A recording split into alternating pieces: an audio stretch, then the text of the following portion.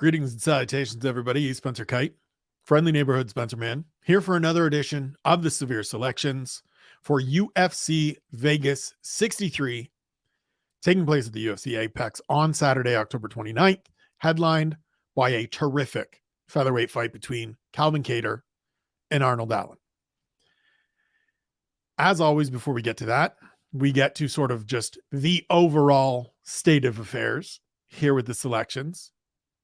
Last week, UFC 280 wasn't really a good week. It wasn't the kind of week that I'm hoping for. If you've watched the betting show already, first, thank you. I appreciate it.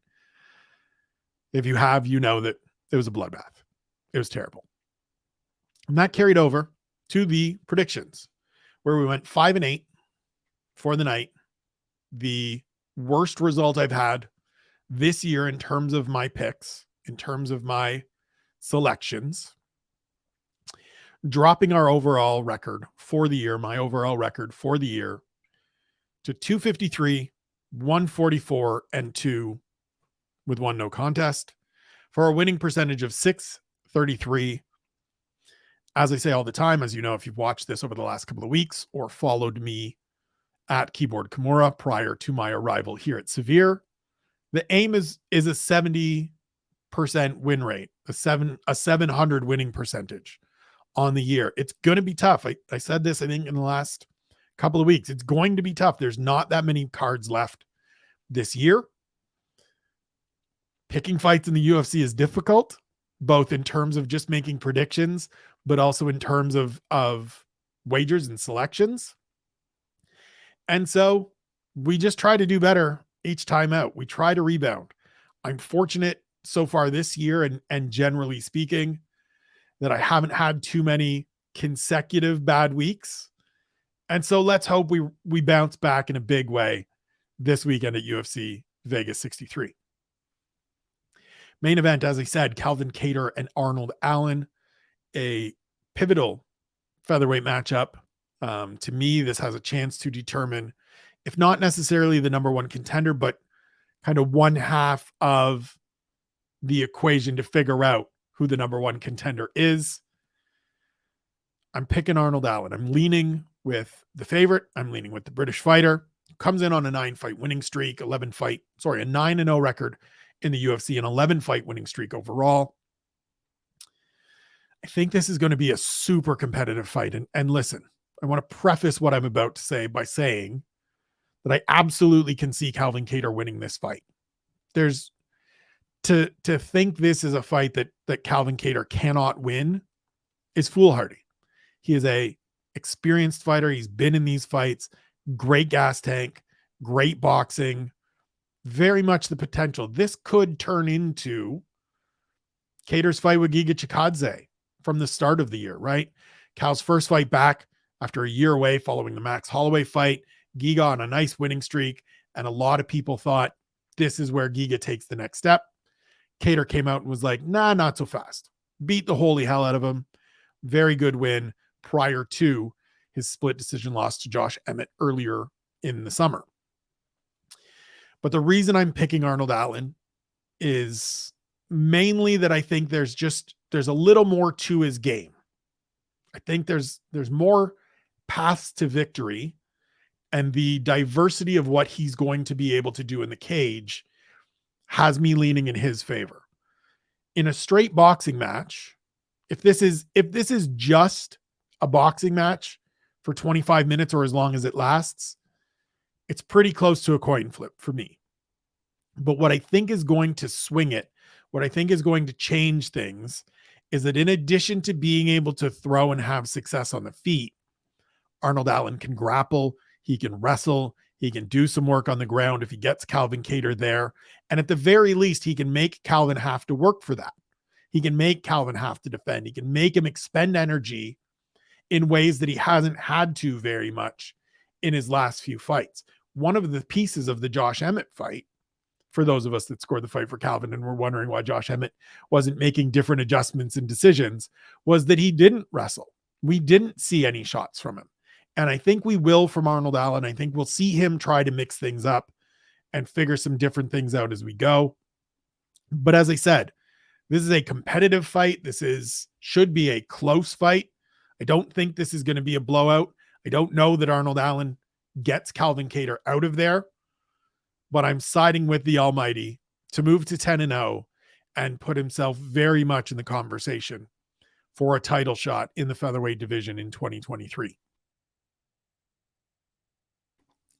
Co-main event, welterweights Max Griffin and Tim Means. I'm siding with Max Griffin. I just think at this stage of their respective careers, as much as they are only a year, maybe 18 months apart in age, I think Griffin comes in at a different point in his career. It's not even just the results. And so both are coming off losses. Max Griffin is coming off a split decision loss to Neil Magny. Tim Means is coming off a submission loss to Kevin Holland. It just, in watching each of their last several fights, you just see more out of Max Griffin. He's, as I said earlier in the week, he feels like a guy that is kind of putting it together late and figured some stuff out late. I really liked hearing him talk on Wednesday at Media Day about how that loss to Neil Magny sort of burns and sits sour with him. And I think those things carry over into this fight and have him fighting with a little bit more urgency, sort of more of what we saw in the Ramiz Brahimov fight, a little more of what we saw in the Song Keenan fight, where he goes out and takes this to Tim Means a little more. Now, have to be careful. Tim Means is dangerous. He can hit you with some stuff. He's long, he's experienced, but I think overall, this is the fight that Max Griffin wins. Heavyweights in the middle of the main card, Jared Vanderaa and Waldo Cortes-Acosta. This is a weird fight. This is a tough one to pick because Vanderaa comes in on a 4-fight losing streak. He's 1-5 in the UFC. Cortes-Acosta is making his promotional debut after winning on the Contender Series earlier this year. I'm siding with Vanderaa. I don't feel great about it. This is obviously an underdog pick. It's probably a very unconventional pick for a lot of people, but I'm banking on the UFC experience. I'm banking on having been in the big leagues for longer. Vanderaa is a very frustrating fighter to watch because there are times where you just feel like he's making the wrong choices over and over. And I know that that is not a thing you want to hear when I'm talking about somebody that I'm picking to win.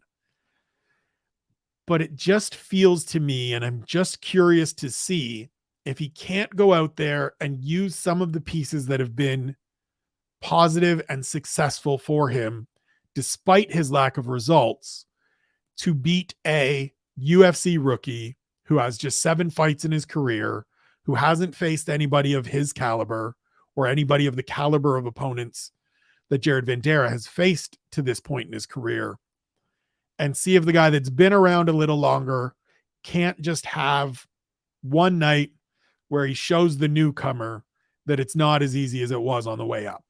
We've seen it in the past many, many times.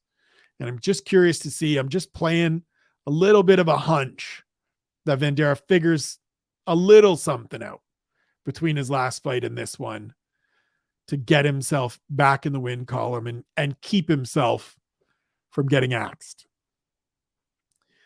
Middleweight contest, Josh Fremd and Tresean Gore.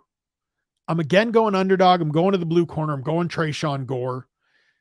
If you watched the betting show, if you watched So You Want to Make a Bet already, you know that I like the shift to Fortis MMA for Tresean Gore. And I just think this is going to be one of those fights where we talked about it a bunch, and I talked about it a bunch last week in the Matoish Gamrot Beneil Dariush fight. And I understand again that I'm making a point that didn't work out last time, but that's just how it goes sometimes, right? We spoke in that fight, in the assessment and the breakdown of that fight, that I'm going to pick the superior athlete more often than not, more times than not, in matchups where things are relatively close. And I think things are relatively close here. Josh Fremd has more experience. Tresean Gore is the better athlete with the greater power, the greater explosiveness. And so I'm going to side with the athlete who's going to a great gym, who's getting outstanding coaching, not for the first time in his career, because I don't want to take anything away from the Lima brothers, where Tresean Gore was before. But he's now going into a room where this training camp was likely spent working with Ryan Spann and Kennedy and Zechiku, who both have fights coming up. And maybe some Uriah Hall, who's getting ready to box this weekend against Le'Veon Bell on the Jake Paul Anderson Silva card. And so I just think the athleticism, explosiveness, and the work he's done in the lead up to this is going to pay dividends for Tresean Gore. Main card opener, light heavyweights, Dustin, Jacoby, and Khalil Rountree Jr. I don't know if this is a homer pick. I don't know if this is a bias pick. But I'm siding with Khalil Rountree Jr. here. Dustin Jacoby has looked very good since coming back to the UFC. He's 6-0-1 in 7 fights. He's on a 4-fight winning streak right now, coming off a terrific knockout win over Junyong in Long Island back in July. But I watched those last 2 Khalil Rountree Jr. fights, and I see the focus and ferocity that he brings into the octagon in those fights, but it's measured focus. It's measured ferocity. And I just wonder if he's starting to be able to make things click, starting to be able to dial up that side of himself each and every time he makes the walk. This is a much tougher fight than his last 2, than his fight with Carl Roberson or Modestas Bukauskas before that. But Khalil Rountree Jr. has beaten some good fighters in the past, even before this, right? He's a guy that ran through Paul Craig early in their careers. And is as good as Dustin Jacoby has looked, Dustin Jacoby isn't necessarily somebody that I forecast going on and being a real contender in this division. I can still see that for Khalil Rountree. His power, his finishing ability, his viciousness is that caliber. That if he hits you, you're going down. And if you're not out, he's kicking you in the ribs, or he's landing hammer fists and putting you out. And so Jacoby is a far more technical kickboxer. And I just wonder if Khalil Rountree can't create a little bit of chaos here and find that chin, or create a little bit of chaos and chop away at that lead leg. And I know Jacoby knows how to check kicks and is going to check kicks and has had his legs attacked a bunch of times. But when Khalil Rountree is on and focused, he is scary. And I think we see the on-focused, scary edition on Saturday. Move down to the prelims, which close out with a middleweight fight between Phil Hawes and Roman Dolidze. This sort of fits with the Josh Fremd, Tresean Gore. I'm picking Phil Hawes. It is purely because he's the superior athlete. I think he can go out there and he can dictate this fight from range. He can dictate this fight with his striking. He can avoid clinch battles, and he can beat up and bust up Roman Dolidze. Now, I don't think it's going to be an easy fight. Phil Hawes fights outside of the Duran win fight are never really easy fights because he's a little bit chinny and he makes some poor choices at times. And his gas tank isn't the best. But I do think in totality, he is the superior fighter and he will be able to get the job done on Saturday. Dolidze looked good last time out against Kyle Dawkins. But before that, the 2 fights before that were low output, grindy, grimy, ugly fights. And if he tries to do that against Phil Hawes, I think he eats a shot and gets put on the canvas, and we get a Phil Hawes victory. Heavyweights, Andrei Arlovski, Marcos Rogerio de Lima. I'm picking Arlovski. I mean, the dude comes in on a 4-fight winning streak, and yet he's a dog. If you watched, again, I'm referencing it again, but if you watched So You Want to Make a Bet, you know I think this is a great play. It's not like Lima is coming in on this big winning streak of his own and having beaten vastly superior competition, right? He lost last time out to Blagoy Ivanov. Before that, he earned a stoppage win over Ben Rothwell. But if you remember that fight, it was a 32-second stoppage win. I'm not here to say it shouldn't have been stopped, but it wasn't the cleanest stoppage. It wasn't the like clear as day Ben Rothwell is out and done. And before that, he beat Maurice Green, But like you go up and down the list of fighters that De Lima has beaten since moving to heavyweight, and it's been a mishmash. He's 3-3 over his last 6 fights at heavyweight, and it's wins over Ben Sassoli, Maurice Green, and Ben Rothwell, with losses to Stefan Struve, Alexander Romanov, and Blagoy Ivanov.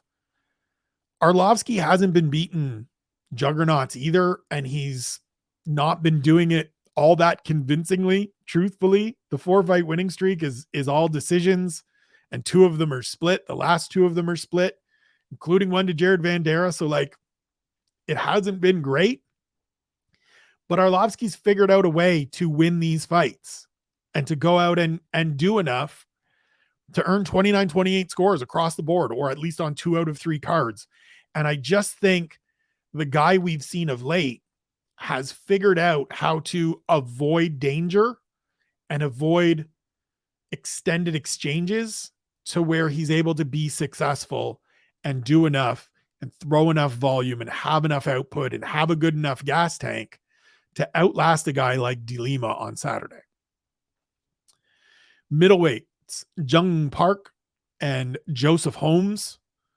I'm going with my guy, the Iron Turtle, not just because I love the nickname, but I think this comes down to being a experience versus inexperience situation. Park is someone that I've held out hope that he could be a little bit more than he is currently. I still have a little bit, but I'm losing it each time he goes out there. And I just think it's hard for me to back Joseph Holmes on the strength of a victory over Alan Amedovski, even if you want to throw out his short notice debut against Jamie Pickett, which fine, let's do that. His performance on the Contender Series wasn't great. And so a relatively inexperienced fighter stepping in with someone that has a few more fights and has been in there and had some decent fights in the UFC, right? Coming off a split decision win over Eric Anders, was in there against Gregory Rodriguez this time last year in an entertaining back and forth. He's got some pop. He's got some power. I just think Junyong Park goes out and gets the job done, but we'll see. Featherweights, Chase Hooper, Steve Garcia. All about my fighter to watch, all about Chase Hooper. I think this is, as I said on One Question, the first fight in Chase Hooper's UFC career where he's really heavily favored, where there's a real expectation that he goes out and gets a victory. He's been a favorite before, and he's been somebody that we've looked at and said he can win this fight, and maybe even he should win this fight. But this feels to me like the first time where if he loses this fight, I'll be really surprised. And look, I'm not trying to drag Steve Garcia, but I just don't see him being somebody that can compete at this level. His one win is over Charlie Ontiveros, who is somebody who has shown who showed he could not compete at this level. And so I just think this is a fight where Chase Hooper is able to go out, dominate in many ways. Maybe not in the striking. I want to see him just get into that grappling bag, drag this fight to the floor, do some good things, hopefully show some of that patience I was talking about earlier in the week, and ultimately find a finish. But I think if you played this fight out 100 times, I would favor Chase Hooper to win probably about 85 or 90% of the time. And so he's a big favorite. I think it's justified. And I think he gets another victory. Flyweights, Cody Durden and Carlos Mota. This one was surprising to me, and not to constantly be bringing odds and betting into this, but Durden is a betting underdog and I'm siding with Durden. I think for me, it is just a matter of having had a full camp and having had some experience in the UFC. I also like that he's got a little bit of wrestling in his back pocket. Not that he necessarily goes to it all that much. He does like to strike. He's coming off a knockout win over JP Bays. And so the desire to strike and the willingness to strike is probably up there. I do think Mota has upside. I think he very much has the skills to win this fight, depending on how it plays out. But I just wouldn't be surprised to see Cody Durden come out and wrestle early to try to take away some of that gas tank from Carlos Mota, who took this fight on short notice, replacing Clayton Rodriguez, and just get him tired to where he just grinds out a good win and gets to parlay that win over JP Bays into now a 2-fight winning streak, where he gets himself some security, gets himself some breathing room, and it's not alternating wins and losses and alternating results. And so little bit of a play on the somewhat unlikable underdog, Cody Durden, to get this victory on Saturday. Opening fight of the night, Christian Rodriguez and Joshua Weems in the bantamweight division. This one's pretty straightforward for me. Picking Christian Rodriguez. He is someone, as I talked about earlier in the week, that I highlighted coming out of his debut fight against Jonathan Pierce earlier in the year, because he looked good fighting up in weight against JSP, who has been very good at featherweight. He moves back down. It's a short notice fight for Weems. It's a change of opponent for Rodriguez, who I believe was on the card earlier. I'm just going to double check that. Right. He was supposed to fight Garrett Armfield, and then Armfield was forced out. Rodriguez stays on, so he has the benefit of a full camp, comes from a good camp, comes from the Rufus Sport camp. And so I just think the young fella that went through the Contender Series, that has been in the octagon already and had some positive results despite not getting a victorious result, will be able to get the job done on Saturday. Those are the selections. Please, as I referenced it several times, go check out my betting show. So you want to make a bet. Also here on the Severe YouTube channel, check out everything that we're putting up on this channel, everything that's on the Patreon, everything that's on the website. It has been an absolute pleasure to be a part of this team for these last couple of weeks. It has motivated me to spread my wings a little more and do some different things. I hope everybody's checking out the A Conversation With series, which will continue this coming Monday with a full-length interview with Brian Barberina, who is set to fight Rafael Dos Anjos later on this year. Check out, as I said, everything that's coming. It's great to be a part of this team. The amount of work that comes out, the amount of different content and different conversations that are had here at Severe, here on the YouTube page, over on the Patreon, is just, it's second to none. I love this team. I love the stuff that these guys are putting out. I'm happy to be a part of it. I appreciate all your support. Please subscribe to this channel, subscribe to the Patreon, give us your thoughts. Let us know what you like, what you don't like, what we need to fix, and we'll try to listen. We'll try to do our best. Hope you enjoy the fights. I hope you enjoy your weekend if you're not watching them or you're not watching them live, whatever you're doing. Appreciate you tuning in. We'll talk to you next weekend.